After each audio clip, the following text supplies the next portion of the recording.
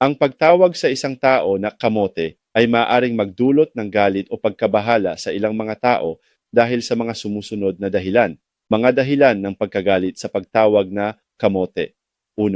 Kahulugan ng salita. Sa Pilipinas, ang salitang kamote ay maaaring gamitin bilang isang insulto o paglalaro sa isang tao na nagpapahiwatig na ang tao ay hindi matalino o walang alam.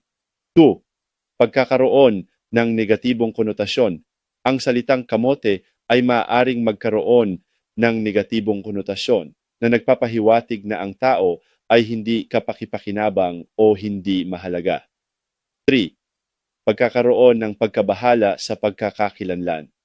Ang pagtawag sa isang tao na kamote ay maaaring magdulot ng pagkabahala sa pagkakakilanlan ng tao na nagpapahiwatig na ang tao ay hindi tunay na tao o hindi may dignidad.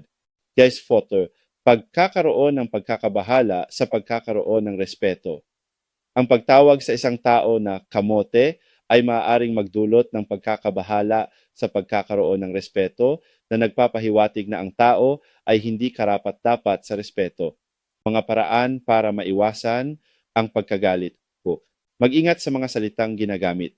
Siguraduhin ang mga salitang ginagamit ay hindi nagpapahiwatig ng negatibong konotasyon o insulto.